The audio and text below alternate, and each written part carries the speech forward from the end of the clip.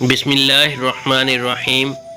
جب انسان فوت ہوگا تو اس کی قبر میں پہلی صبح اور شام کیسی ہوگی، اس کے ساتھ کیا ہوگا، پوری تفصیل کے ساتھ آج میں بیان کروں گا، اس لیے ویڈیو مکمل سنیے گا۔ موت ایک ایسی حقیقت ہے جس پر ہر شخص یہ یقین رکھتا ہے کہ اس سے دوچار ہونا ہے اور اس کا تلخ جام پینا ضروری ہے۔ یہ یقین ہر قسم کے کھٹکے و شبے سے بالاتر ہے، کیونکہ جب سے دنیا قائم ہے کسی نفس و جان نے موت سے چھٹکارا نہیں پایا۔ کسی بھی جاندار کے جسم سے روح نکلنے اور جدا ہونے کا نام موت ہے۔ ہر انسان خواہ کسی مذہب سے وابستہ ہو یا نہ ہو، اللہ یا غیر اللہ کو معبود مانتا ہو یا نہ مانتا ہو، اس حقیقت کو ضرور تسلیم کرتا ہے کہ اس کی دنیاوی زندگی عارضی و فانی ہے۔ حضرت علی رضی اللہ تعالیٰ عنہ کی خدمت میں ایک شخص حاضر ہوا اور پوچھنے لگا کہ امام علی، قبر میں انسان کی پہلی رات کیسے گزرتی ہے؟ تو حضرت علی رضی اللہ تعالیٰ عنہ نے فرمایا کہ میں نے اللہ کے رسول صلی اللہ علیہ وآلہ وسلم سے سنا کہ انسان کی سب سے مشکل رات قبر کی پہلی رات ہوتی ہے، جب دوسرے انسان، اس کے عزیز و اقارب، اس کے دوست رشتہ دار اسے دفنا کے چھوڑ کر چلے جاتے ہیں تو وہ انسان روتا رہتا ہے۔ ہر ایک دوست کے پاس آتا ہے اور اسے روکنے کی کوشش کرتا ہے کہ مجھے چھوڑ کر نہ جاؤ، لیکن افسوس اس کی آواز کوئی نہیں سنتا۔ حضرت ابو سعید رضی اللہ تعالیٰ عنہ سے روایت ہے کہ حضور اکرم صلی اللہ علیہ وآلہ وسلم نے فرمایا، لوگوں اپنی موت کو یاد کیا کرو۔ قبر ہر دن اپنے مردوں سے اعلان کرتی ہے کہ میں غربت اور تنہائی کا گھر ہوں، کیڑے مکوڑوں کا گھر ہوں، مٹی کا ڈھیر ہوں۔ جب مومن کو دفن کیا جاتا ہے تو قبر اسے مرحبا کہہ کر خوشخبری دیتی ہے کہ میری پشت پر چلنے والوں میں سے تو بڑا محبوب تھا، آج میں تیری ہو گئی اور تم میرے پاس آ گیا، آج میرا احسان دیکھ۔ یہ کہہ کر قبر خوشادہ ہو جاتی ہے اور جنت کا دروازہ کھول دیا جاتا ہے، جہاں سے اس کو تازی ہوا آتی ہے۔ حضرت ابو ہریرہ رضی اللہ تعالیٰ عنہ کا بیان ہے کہ حضور اکرم صلی اللہ علیہ وآلہ وسلم ایک جنازے میں شریک تھے اور میں بھی آپ صلی اللہ علیہ وآلہ وسلم کے ہمراہ تھا۔ آپ ایک قبر پر بیٹھ گئے اور فرمایا کہ یہ قبر ہر روز بآواز بلند کہتی ہے کہ آدم کی اولاد، تو کیوں مجھے بھول گیا؟ کیا تجھے یہ معلوم نہ تھا کہ میں تنہائی کا گھر ہوں، غربت کا گھر ہوں، وحشت کا گھر ہوں اور کیڑے مکوڑوں کا گھر ہوں؟ مگر اللہ جس کے لیے کشادگی کا حکم فرمائے گا اس کے لیے کشادہ ہو جاؤں گی۔ اس کے بعد آپ صلی اللہ علیہ وآلہ وسلم نے فرمایا، اے قبر، تو یا تو جنت کا چمن ہے یا تو پھر آگ کا ایک تندور ہے۔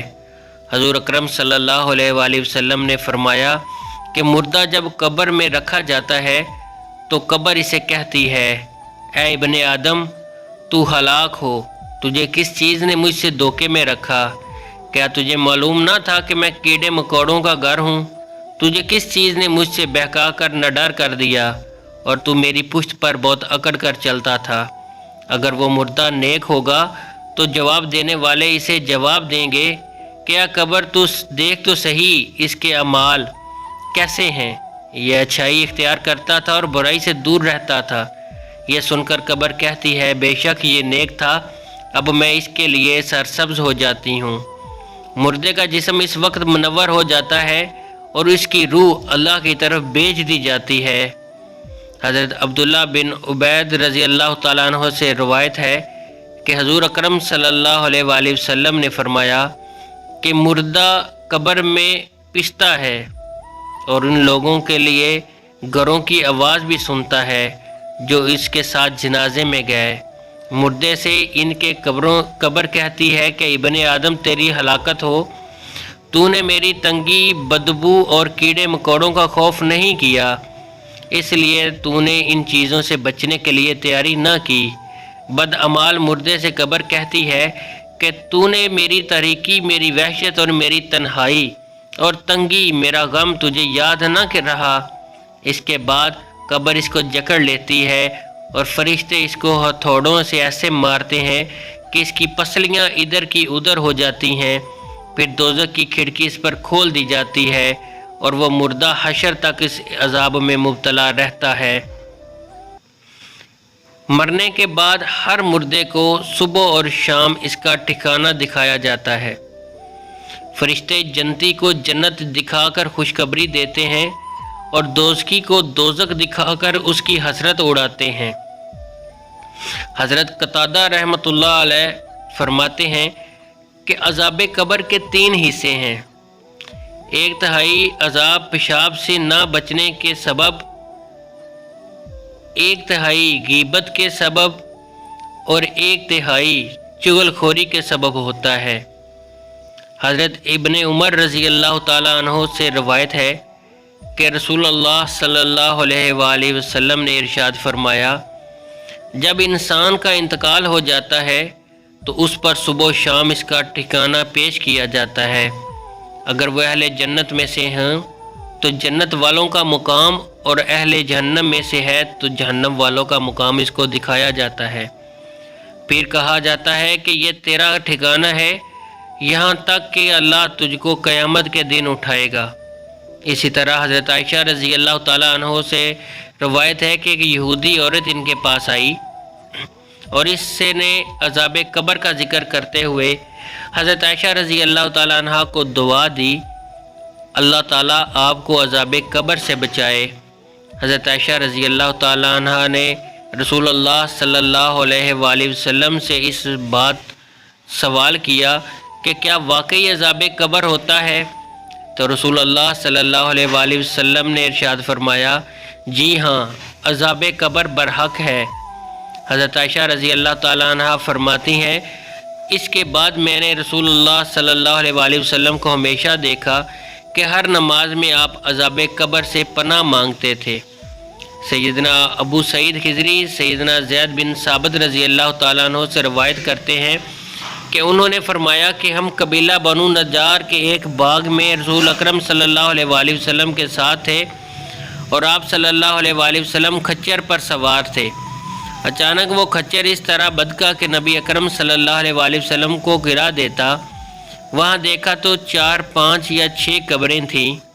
ارشاد فرمایا، ان قبر والوں کو کون جانتا ہے؟ ایک شخص نے کہا، میں جانتا ہوں۔ پوچھا، یہ کب فوت ہوئے؟ تو بتایا گیا کہ یہ شرک پر مرے ہیں۔ تو ارشاد فرمایا، یہ امت اپنی قبروں میں آزمائی جاتی ہے۔ اگر مجھے اس بات کا اندیشہ نہ ہو کہ تم مردے دفن کرنا چھوڑ دو گے تو میں اللہ تعالیٰ سے دعا کرتا ہوں کہ وہ تمہیں عذاب قبر سنوا دے جو میں سنتا ہوں۔ سیدنا زید رضی اللہ تعالیٰ عنہ نے کہا، پھر نبی اکرم صلی اللہ علیہ وآلہ وسلم ہماری طرف متوجہ ہوئے اور فرمایا، تم آگ کے عذاب سے اللہ کی پناہ مانگو۔ صحابہ کرام رضوان اللہ عنہ اجمعین نے کہا، ہم جہنم کے عذاب سے اللہ کی پناہ مانگتے ہیں۔ اللہ تعالیٰ سے دعا ہے کہ ہم سب کو مرنے سے پہلے مرنے کی تیاری کرنے کی توفیق عطا فرمائے، اور جو مسلمان اس دنیا سے جا چکے ہیں ان کی بخشش فرمائے۔ آمین ثم آمین۔